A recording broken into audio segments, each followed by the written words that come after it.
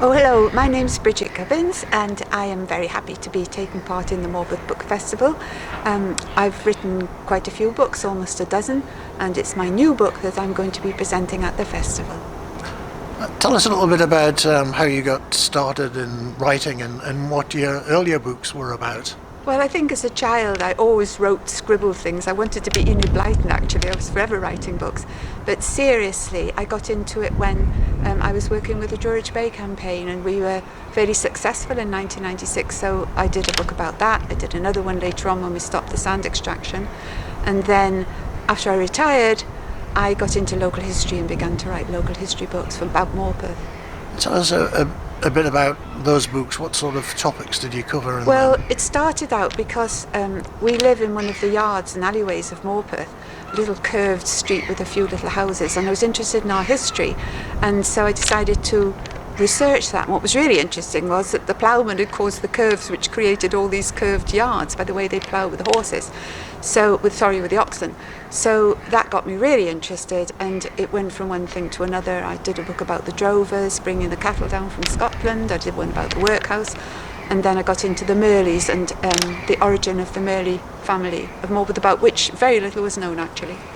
So your new book, which you're going to be talking about at the festival, is something different again, but it still has its historical aspect. Well, Tell us about it. Yes, it does a little bit. I don't like to tell you how old I am. I'm 77 years old, so I can actually remember back to the 40s, the post-war years, and certainly the 50s quite well. And so it is history. I mean, the story of how we all grew up as children, how the National Health Service started, what it was like in schools when they caned you if you were late for school, and all that sort of post-war frugality is history in a sense. So I think our family story reveals to anybody who's interested and who's obviously younger and doesn't remember all that, what life was like in those days when it was still ration books and post-war and queuing, and so it's interesting, I think, to look back on that. So just remind us of the title of the book. It's called Hay Before the Bookshops, or The Bee-Man's Family. So it's got two aspects to it. My father was a beekeeper, and so he was a very unusual person, and we used to have bees crawling out of his sleeves when we sat at the dinner table, and he would produce honey and take it to South Wales. So it's about him and my brothers and sisters and me, and my mother, my marvellous mother.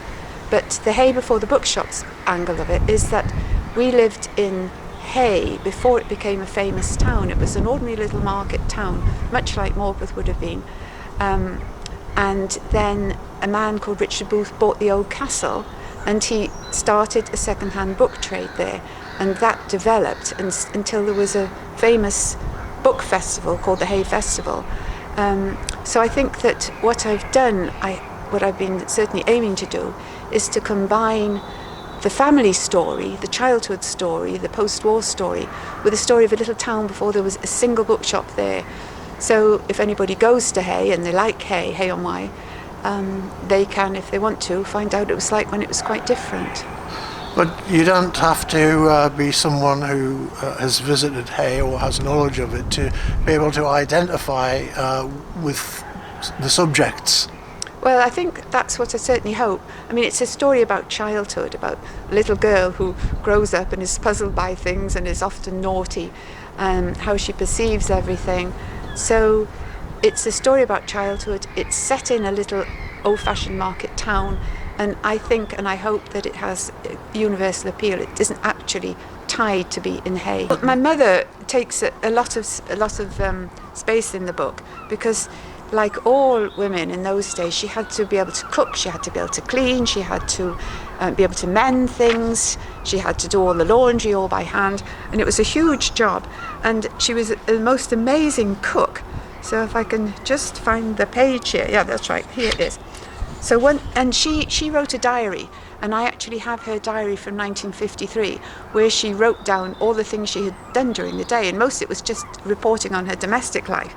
And one Saturday in August, she described her cooking. So here's the quote, starting now. Began baking after dinner.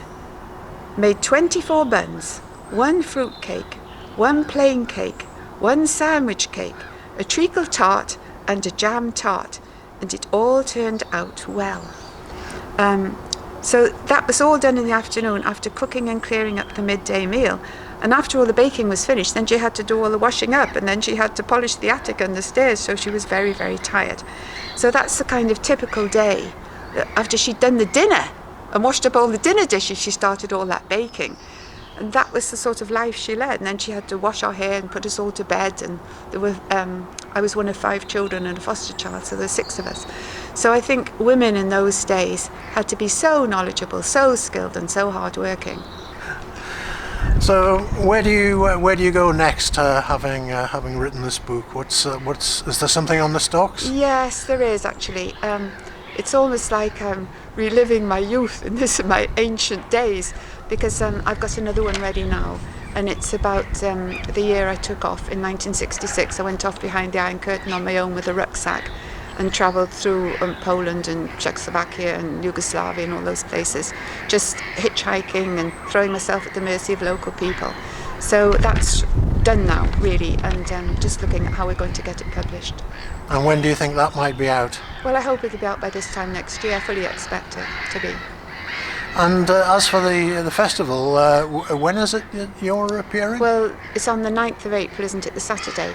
And I'm on at 1:30 in the afternoon with Scott Waitman, Miles Hewitt, and not Alan Wilsonson, Barbara Fox, who did the books about Ashington. So it's a really nice group. And what do you think about Morpeth hosting a book festival? Well, I think it's amazing, because there we are. I've just written a book about Hay before it had a bookshop, never mind a book festival. And here is the Morpeth's first book festival. So it's almost like a good omen. You know, what happened then might just happen here too. I certainly hope so. And as for the business of writing itself, does it come easy, or do you find it difficult? I don't know about difficult. I think I've got to be ready. I've got to have something to say. But as long as I can just sit down there and get on with it and enjoy it.